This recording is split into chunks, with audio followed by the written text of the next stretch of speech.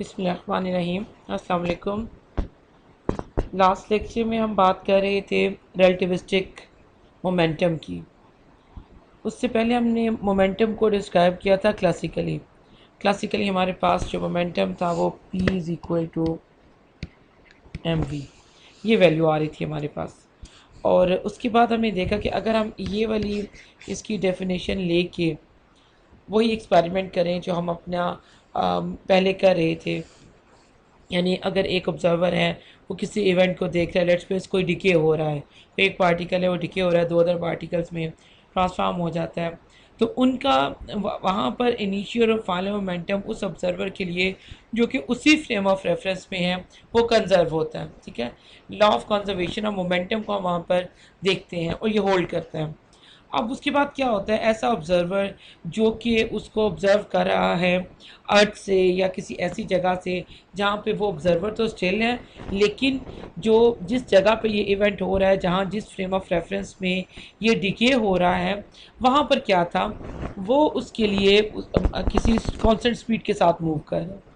ऐसी सिचुएशन में दोनों ऑब्जर्वर्स के लिए, वो ऑब्जर्वर जो ग्राउंड पे था जो दूसरे फ्रेम ऑफ रेफरेंस में देख रहा है पार्टिकल के डिके को, उसके लिए इनिशियल और फाइनल मोमेंटम सेम नहीं आता। इसका ये मतलब है कि at that point law of conservation linear momentum hold नहीं करता। और ये जो पाथ है कि ये होल्ड ना करना इसका, ये आइंस्टाइन का जो पास्टुलेट था स्पेशल थ्योरी ऑफ रिलेटिविटी का, जिसमें था कि उसने कहा कि तमाम law, all laws of physics are remain same in all frame of reference, वो वैलिड नहीं रहता। ठीक है, तो इसका ये मतलब है कि हमें पी को इस तरह से डिफ़ाइन करना है, इस तरह से हमें पी को देखना है कि law of conservation of momentum तमाम इनर्शियल फ्रेम्स में होल्ड करे। ये लॉज ऑफ फिज़िक्स है ना, तो ये सब के लिए वहाँ पर क्या होना चाहिए, वैलिड होना चाहिए था। ये सारे ऑब्जर्वर के लिए law of conservation of momentum hold करना चाहिए। एक तो ये कंडीशन होगी। दूसरी कंडीशन ये है जो कि हम देख चुके हैं ऑलरेडी कि P is equal to M V. Classically अगर हम ऐसे तमाम अपनी मोशंस को देखें तो वहाँ पर हमारे पास ये सिचुएशन नहीं आती है। वहाँ पर हमारे पास P is equal to M V हमारी सारी मोशंस को बहुत अच्छी तरह से डिस्क्राइब करता है।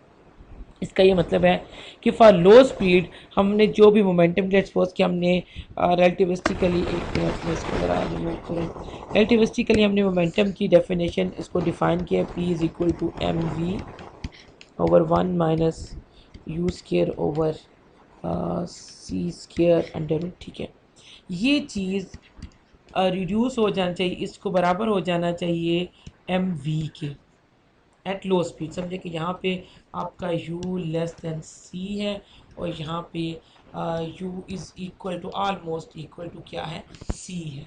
तो यहाँ पे ये कंडीशन होल्ड करती है, दूसरी सूरत हाल में p is equal to M V हो जाता है। ये वो डेफिनेशन है जिसमें ये कंडीशन पाई जाती है कि जब आप इसको यूज़ करेंगे, तो अगर आप हाई स्पीड्स की बात करेंगे, आपका यू अप्रोच कर रहा हो सी को, तो वहाँ पर आपके पास ये वाला लॉज ऑफ फिज़िक्स जो से है या जो उसका law of conservation of momentum है, वो सारे इंटरेंशियल फ्रेम में होल्ड करता है।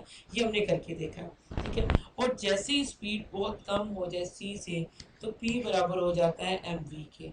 इसको हम ऑलरेडी क्लासिकल, जो हमने रिव्यू ऑफ क्लासिकल फिजिक्स देखा था, वहाँ पे हम इस चीज़ को ऑलरेडी डिस्कस कर चुके हैं, देख चुके हैं कि ये वहाँ पर ये चीज़ होल्ड करती है, इससे हमें कोई प्रॉब्लम नहीं फेस करनी पड़ती। ठीक है, तो ये रीज़न थी जो हमने लास्ट लेक्चर में भी डिस्कस किया, क्लास डिस्कशन में भी इसको देखा कि हमें क्यों हमने पी की डेफिनेशन को चेंज किया। ठीक है, तो ये उसका आंसर है, क्योंकि जब तक हम अगर पी को P equal to M V के साथ ट्रीट करते हैं हाई स्पीड्स के लिए, ऐसी स्पीड्स के लिए जो सी को अप्रोच कर रही हो, तो उस सूरत हाल में क्या होता है हमारे पास कि हमारा, एक मिनट,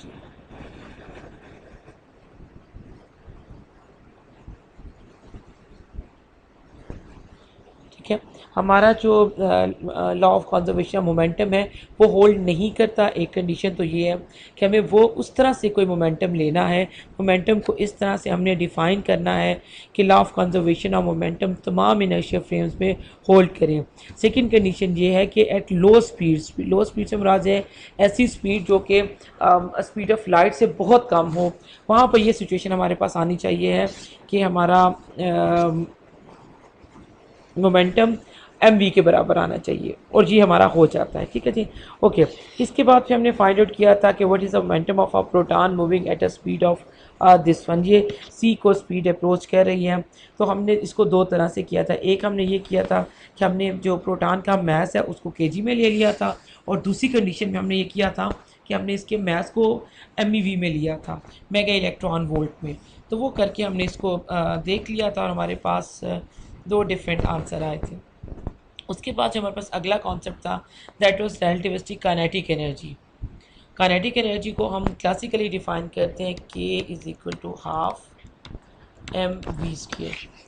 ठीक है, लेकिन यहाँ पर हमने देखा कि रिलेटिविस्टिक काइनेटिक एनर्जी हमारे पास आती है ई इज़ इक्वल टू, ये वाला अगर मैं बताऊँ आपको, this is E total energy.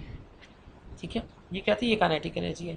Total energy हमारे पास आ जाती है एम सी स्क्वेयर और 1 माइनस वी स्क्वेयर और सी स्क्वेयर, जबकि काइनेटिक एनर्जी हमारे पास होती है E minus E naught. E naught भी क्या है, ई नॉट भी मैस है, एम सी स्क्वेयर है, इसको हम रेस्ट मैस भी कहते हैं।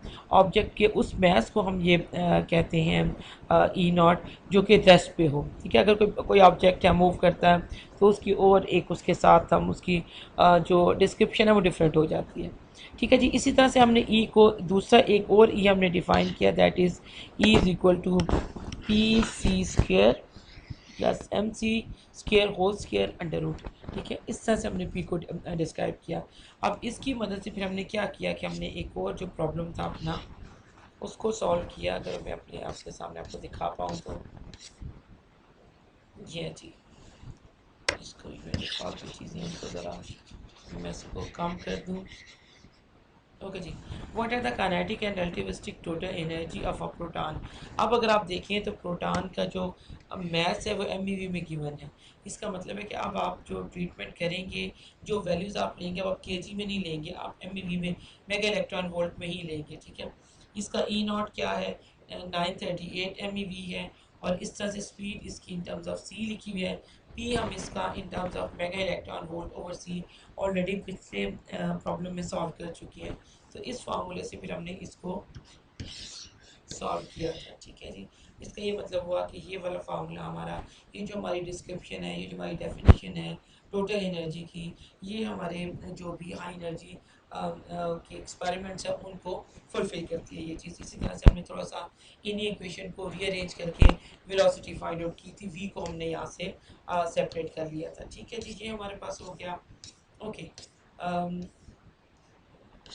आई थिंक अब इसमें यही चीज़ें हैं जो हमने लास्ट लेक्चर में की हैं। तो आज हम नया लेक्चर अपना देखते हैं। ठीक है जी,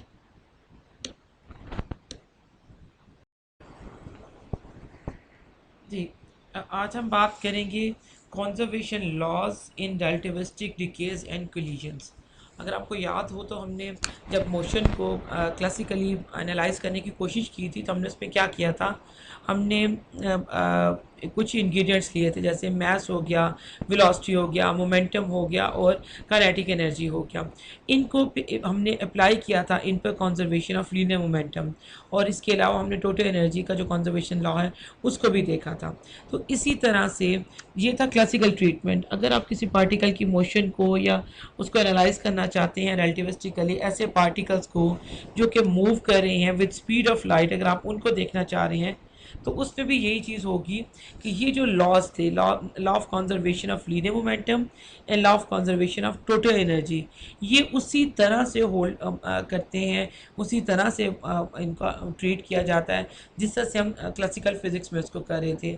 ये मॉडर्न फिज़िक्स में उसी तरह से हम इनको लेके चलते हैं। फ़र्क सिर्फ क्या होता है कि जब हमने मोमेंटम को लॉ ऑफ कंजर्वेशन मोमेंटम को यूज़ किया था तो वहाँ पे मोमेंटम की डेफिनेशन थी P is equal to M V. यहाँ पे उसकी डेफिनेशन होगी वही जो हमने रिलेटिविस्टिकली उसको बनाया था। इसी तरह से टोटल एनर्जी का हमने या काइनेटिक एनर्जी का क्लासिकली ट्रीटमेंट डिफरेंट था, और यहाँ पे हम relativistic treatment of total energy या काइनेटिक एनर्जी को कंसीडर करेंगे। बाकी सब कुछ सेम होगा। इसका ये मतलब है कि हमारे पास जैसे हमने क्लासिकली देखा है कि कोई एक पार्टिकल है, उसको आप डिके उसका देखना चाहते हैं, वो डिके कर जाता है दो अदर पार्टिकल्स में। अब हम देखना चाहते हैं कि उनकी वेलोसिटी क्या थी, डायरेक्शन क्या थी, या कोई जो भी उनके बारे में हम उनकी मोशन का, हमने लास्ट टाइम भी इस चीज़ को डिस्कस किया था। जो भी चीज़ आप देखना चाहते हैं, किसी एनालिसिस का मतलब ये होता है कि आपसे कुछ पूछा जा रहा है, कुछ चीज़ें गिवन है और कुछ इन्फॉर्मेशन आपसे कहा जा रहा है कि जो आपको गिवन इन्फॉर्मेशन है इसकी बेस पर आप जो मिसिंग इन्फॉर्मेशन है वो दिए हमें। ठीक है, तो हमने इसको कंजर्वेशन ऑफ लॉस की मदद से, law of conservation of momentum and A total energy, उसके साथ हमने इसको देखा था। तो अभी यहाँ पे हम एक और उसी तरह का क्वेश्चन करते हैं जैसे हमने लास्ट टाइम क्लासिकली एक उसको देखा था, अ न्यूट्रल के मीज़ॉन। ठीक है, ये सारे पार्टिकल जैसे हमने पाई मीज़ॉन देखा था, इसी तरह से एक के मीज़ॉन है। उसका मैथ क्या है जी, 497.7 MeV over C square is moving with the kinetic energy of 77 MeV।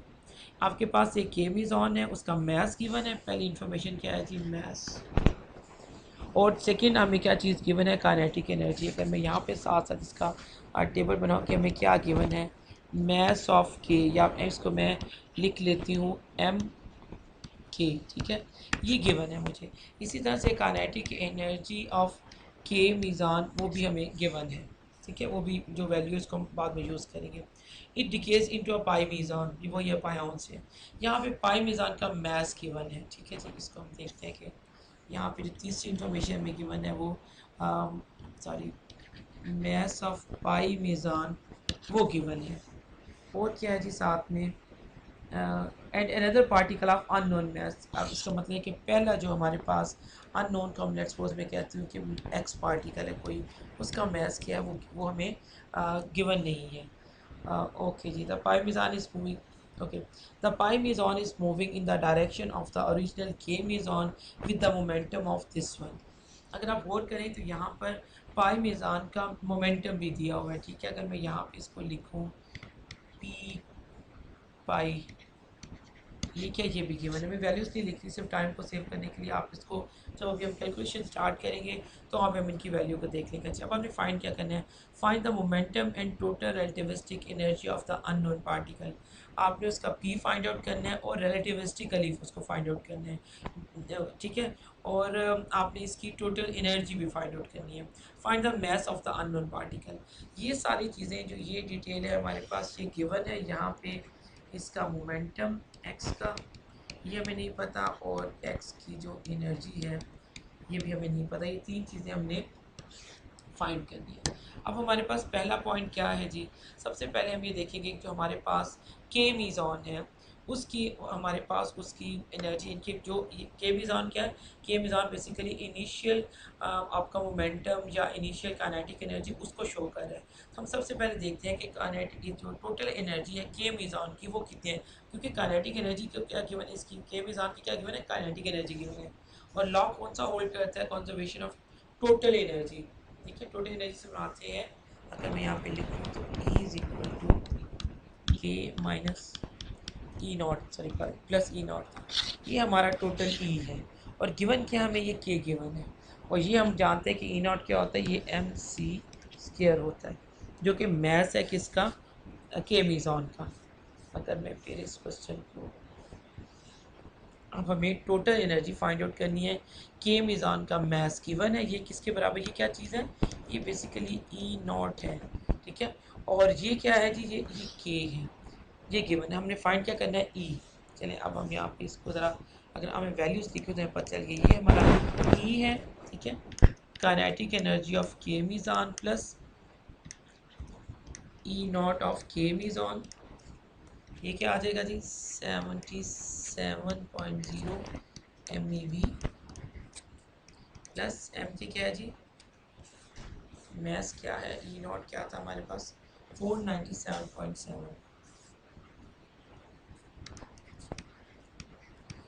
आप मेरे साथ साथ करें तो आपको ज़्यादा अच्छी समझ भी आएगी, और अगर कहीं मैं गलती करूँ तो उसका आंसर मिल जाता है। अगर हम इसको ऐड करते हैं तो हमारे पास आता है जी 574.7 मेगा इलेक्ट्रॉन वोल्ट। ठीक है जी। ओके, अब हम क्या करेंगे, यहाँ पे हमारे पास, अच्छा अब हमें टोटल एनर्जी मिल गई है, ई मिल गया अब हमें दूसरी क्या चीज़ चाहिए, अब हमें इसका मोमेंटम चाहिए। क्यों? क्योंकि हमारे पास दो लॉज होल्ड करते हैं। पहला law of conservation of total energy और दूसरा law of conservation of linear momentum. ये हमारे पास एक तरह का केवल ये हमारा ई इनिशियल हो गया टू सम एक्सटेंट। ठीक है जी।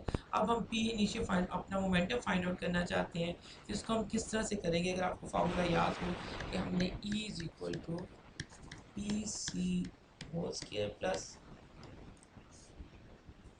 M C square whole square under root, इससे हमने p की वैल्यू फाइंड आउट की थी। ठीक है, p किसके बराबर था? हमने दोनों साइड से इस इक्वेशन का वो लिया, स्क्वायर लिया, उसके बाद हम p को एक साइड पे ले गए, तो हमारे पास फार्मूला p का आ गया था, p is equal to 1/c e k का स्क्वायर। ठीक है, और माइनस एम के सी स्क्वायर होल स्क्वायर। ठीक है, और ये क्या चीज़ थी? ये चीज़ यहाँ पे अंडर होता है। यही काम हम यहाँ पे करेंगे उसी इक्वेशन से। अब इसको मैं यहाँ पर बता दूँ, मैं फाइनल इक्वेशन अब आपको पता होना चाहिए कि अभी हमने लास्ट लेक्चर में इसको प्रूव किया था कि कैसे हम टोटल एनर्जी से मोमेंटम फाइंड आउट करते हैं। ठीक है जी, ये बात आई हो कि आप लोगों को याद होगी। ओके जी, मेरे ख्याल में यहाँ पे इसको कर ही दूँ ताकि कंप्लीट डिस्कशन यहीं पर ही हो जाए। ओके जी, हमारे पास है फार्मूला है E is equal to P C whole square plus M के सी स्क्वायर, क्योंकि यहाँ पे क्या, ये भी के है और ये भी के है। ठीक है, इसका स्क्वायर और ये अंडर रूट है, दोनों साइड पे आप स्क्वायर करेंगे तो यहाँ पे क्या, ये के की बात अभी हम करें। अभी हम इनिशियल जो ये वाला ई था, जो क्योंकि इनिशियल हमारा टोटल एनर्जी है, अभी हम इसको डिस्कस करें। ठीक है जी, तो ई हमारे पास क्या आ जाता है, ई के का स्क्वायर आप करेंगे, ये किसके बराबर आ जाएगा, पी के सी होल स्क्वायर प्लस एम के सी स्क्वायर होल स्क्वायर। ठीक है जी, आपने क्या करना है, इसका अंडर रूट हमने खोला है। उसके बाद हम पे पी के सी हमारा एक साइड पे चला गया स्क्वायर के साथ, यहाँ पे क्या आ गया, ई के स्क्वायर माइनस एम के C square whole square under root,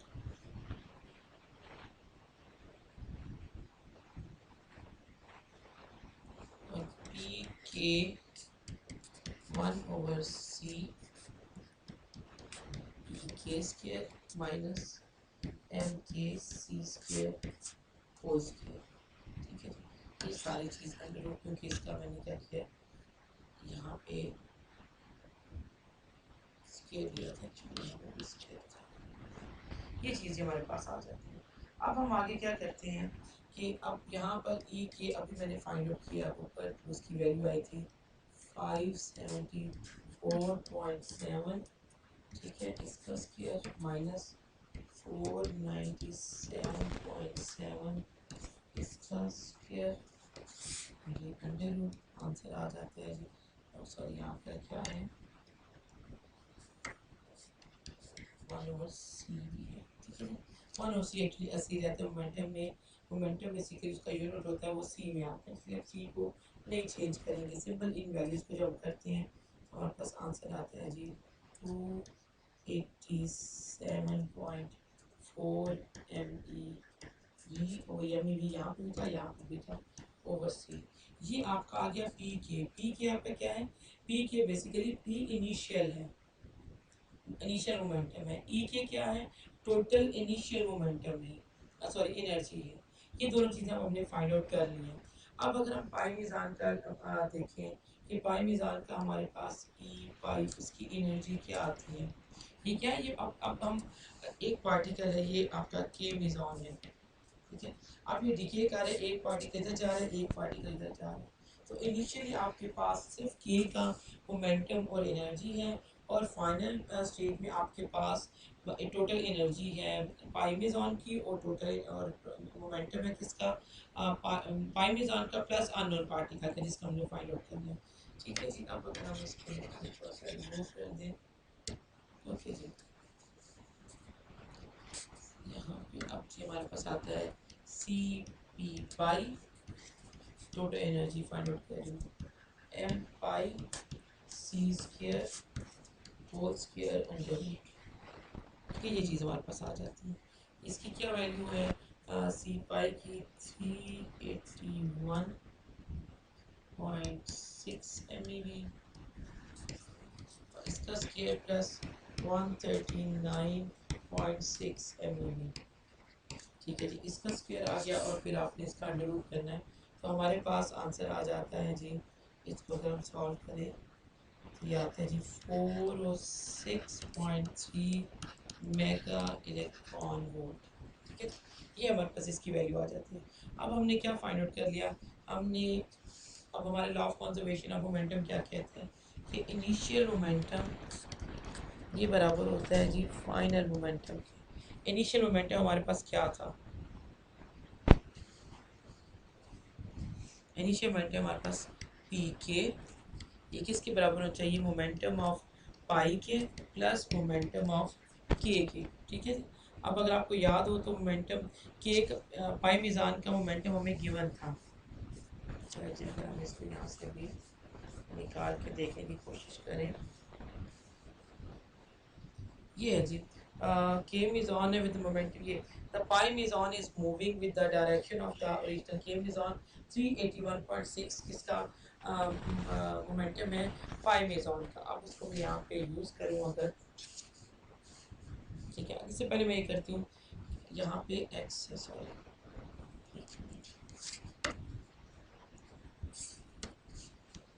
ये अननोन पार्टिकल है ना, तो इसका ये मतलब हो गया कि अननोन को मैं एक साइड पे लेती हूँ, पी एक्स उधर ले जाती हूँ, पी के माइनस पी पाई अगर मैं कर दूँ, क्या ये मोमेंटम ऑफ के मोमेंटम ऑफ पाई है, पाई मेजॉन है, तो मुझे किसका मोमेंटम मिल जाएगा, अननोन पार्टिकल का।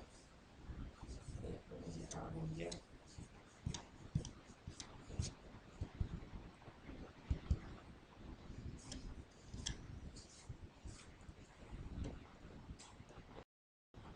ठीक है जी, अब हम देखते हैं।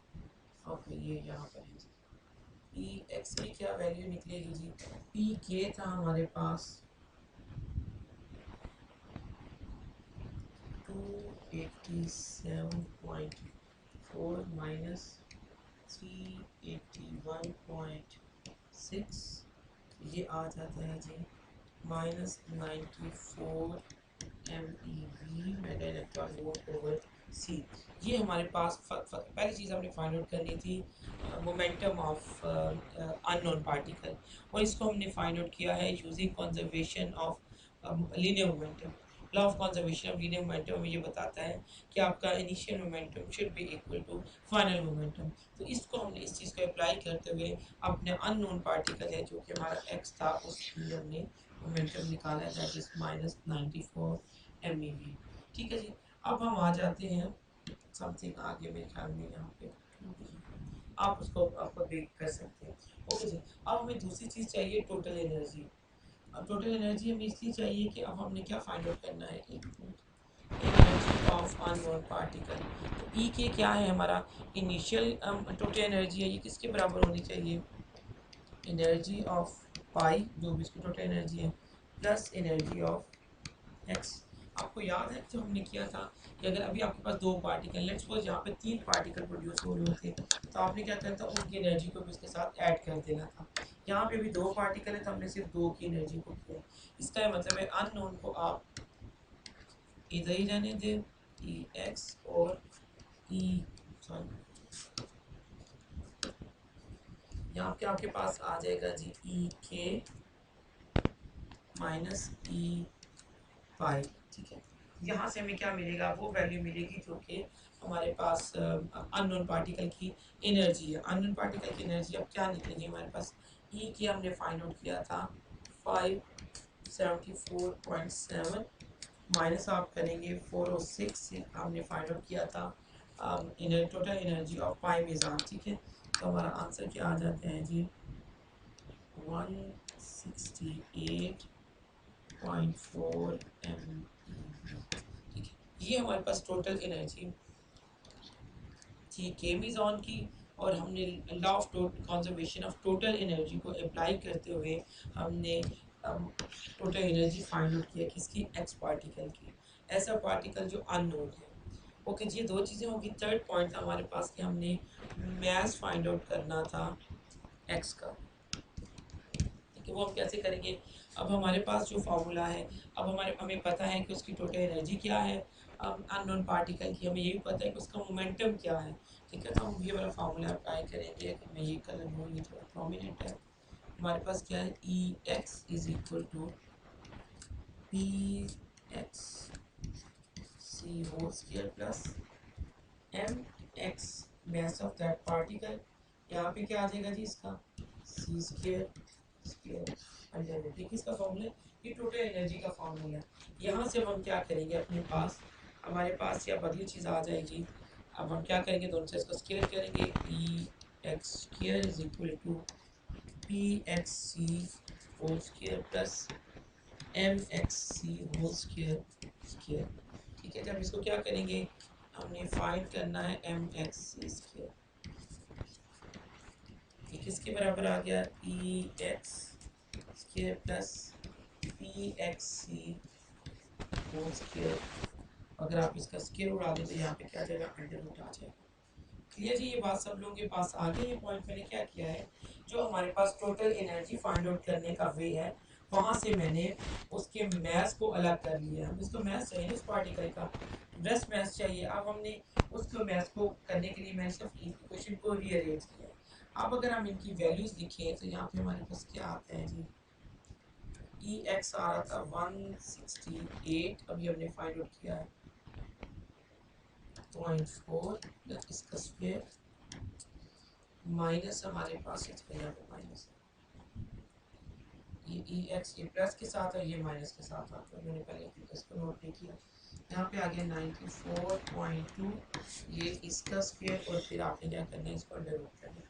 ओके जी, अब हमारे पास क्या आंसर आ गया, 139.6 MeV। ये क्या जी, मैथ है उसका, ई नॉट भी जिसको हम कहते हैं, ठीक है। अगर आप फिर एक बार इस क्वेश्चन को देखें तो हमें पता चले कि हम क्या कर रहे थे और हमने क्या किया। जो हम काम करना चाह रहे थे, that was application of law of conservation of momentum and total energy. यहाँ पे वही ट्रीटमेंट है, हमने सारा काम वही किया है जो कि हमने रिव्यू ऑफ क्लासिकल फिजिक्स में जब आपने आई थिंक यूरेनियम एटम का डिके देखा था, तो हमने उसको किस तरह से सॉल्व किया था कि सबसे पहले हमने law of conservation of linear momentum apply किया था, वहाँ से हमने वेलोसिटी फाइंड आउट की थी, उसके बाद हमने एंगल फाइंड आउट कर लिया था। यहाँ पर क्या है, उसी तरह से एक कोई पार्टिकल है दैट इज टर्म्ड एज के मीज़ॉन, उसका मास गिवन है ये, और उसकी काइनेटिक एनर्जी भी गिवन है। ये डिके कर जाता है, ये के पार्टिकल डिके कर जाता है, ठीक है। किसमें, पाई मीज़ॉन में, और प्लस कौन सा पार्टिकल है यहाँ पे, एक अननोन पार्टिकल है। ये दो पार्टिकल है, एक पाई मीज़ॉन है और एक अननोन पार्टिकल है। अब आपने क्या फाइंड आउट, गिवन क्या है, हमें पाई मीज़ॉन का मैथ गिवन है, इसका मोमेंटम गिवन है। फाइंड आउट हमने क्या करना है, हमने फाइंड करना है momentum and total kinetic, sorry total energy relativistically उसकी अननोन पार्टिकल की, और इसके अलावा हमने उसका मैथ भी फाइंड आउट करना। तो इसके लिए हमने क्या किया, सबसे पहले हमने जो इनिशियल मोमेंटम और इनिशियल टोटल एनर्जी थी उसको फाइंड आउट किया। अब इनिशियल मोमेंटम और इनिशियल टोटल एनर्जी कैसे क्या होती है, जो कि के मीज़ॉन की एनर्जी होगी, that is total initial energy. जो के मीज़ॉन का मोमेंटम होगा, that is total initial momentum. कैसे आपको पता चलेगा कि ये इसका टोटल मोमेंटम है, इनिशियली आपके पास एक ही पार्टिकल है, तो उसी की एनर्जी और उसी का मोमेंटम ही आपके पास टोटल इनिशियल मोमेंटम और टोटल इनिशियल एनर्जी आता है, ठीक है। वो चीज़ हमने फाइंड कर लीजिए, टोटल इनिशियल जिसको मैंने ई के भी कहा है। इसी तरह से हमने फाइंड आउट कर लिया, पी के फाइंड आउट कर लिया, इससे भी क्या मिल गया हमें, इनिशियल मोमेंटम और इनिशियल टोटल एनर्जी में। अब हमने इसी चीज़ को अप्लाई किया अननोन पार्टिकल का फाइंड आउट करने के लिए मोमेंटम, ठीक है जी। तो हमने क्या किया, ये भी नोन था, ये भी नोन था, ये अननोन था, इसको हमने फाइंड आउट कर लिया। और यहाँ पे हमने कंडीशन वही अप्लाई की है, initial momentum is equal to final linear momentum. ठीक है जी, ये हमने लगा लिया। इसके बाद हमने टोटल एनर्जी फाइंड आउट करने के लिए उस अननोन पार्टिकल की हमने law of conservation of total energy लगाया, जिसमें इनिशियल एनर्जी टोटल एनर्जी किसके बराबर होती है, फाइनल टोटल एनर्जी की। फाइनल में क्या है, दो ही पार्टिकल है, इसका मतलब कि अगर आप टाइम इज ऑन की टोटल एनर्जी निकाल लेते हैं और एक्स की टोटल एनर्जी निकाल लेते हैं तो आपको फाइनल टोटल एनर्जी मिल जाएगी। इस फार्मूले को यूज़ करते हुए, इस इक्वेशन को यूज़ करते हुए हमने जो हमारा अननोन पार्टिकल था, एक्स पार्टिकल था, उसकी हमने टोटल एनर्जी फाइंड आउट कर ली, क्योंकि हमारे पास ये चीज़ आ रही है। और लास्ट चीज़ हमारे पास थी मैस ऑफ एक्स, उस पार्टिकल का मैस क्या है। उस मैस को फाइंड आउट करने के लिए अगेन हमने जो हमारे पास इक्वेशन थी relativistic treatment of total energy, इसमें पी भी आ रहा था और एम भी आ रहा था, उसको लेके हमने उस इक्वेशन को रीअरेंज किया है और यहाँ से हमने पार्टिकल का मैस फाइंड आउट कर लिया, जो कि ये है। ठीक है जी, एक एग्जांपल थी आपकी कि किस तरह से आप law of conservation of linear momentum and total energy को अप्लाई करते हैं। बिल्कुल वैसे ही करेंगे जैसे क्लासिकली आपने अप्लाई किया था, लेकिन सिर्फ ये होगा कि वहाँ पर आपका पी था एम वी, और आपकी जो काइनेटिक एनर्जी थी वो हाफ एम वी स्क्वायर था, और आपकी जो टोटल एनर्जी होती है जिसको मैं अगर ई कहूँ तो वो kinetic energy plus other forms of energy होता है। तो यहाँ पे आपका पी क्या है जी, यहाँ पर हमने पी निकाला है टोटल एनर्जी से। ठीक है, आपको पता है कि पी सी आपने क्या निकाला, इसी तरह से ई आपका in terms of P C क्या निकलता है ये आपने देख लिया है। ठीक है जी, और इसी एनर्जी बेसिकली आपने इसी एक इक्वेशन से, मैं अगर इस इक्वेशन को लेट से दोबारा लिखती हूँ कि E is equal to P C whole square plus M C square whole square. इसी इक्वेशन से आपने, एक तो आपको टोटल एनर्जी मिलती है अगर गिवन हो पी और एम, इसी इक्वेशन से आप फाइंड आउट कर सकते हैं ई को, सॉरी पी को, अगर ई और एम सी गिवन हो, और इसी सेम इक्वेशन से you can find out mass of the particle if P and total energy is given. तो इससे अगर इस प्रॉब्लम को आप देखेंगे तो हमने एक ही एनर्जी के फॉर्मूले से तीनों अपने अननोन फाइंड आउट किए हैं। पहले हमें ई गिवन था तो हमने, सॉरी पी और एम गिवन थे, हमने ई फाइंड आउट कर लिया। फिर हमें पी और ई गिवन थे, हमने एम फाइंड आउट कर लिया। फिर जब हमें ई और एम गिवन थे तो हमने पी फाइंड आउट कर लिया। ठीक है जी, आई होप कि ये क्वेश्चन आपको समझ आ गया होगा। अब एक और एग्जांपल थोड़ी सी मैं आपके साथ डिस्कस करती हूँ।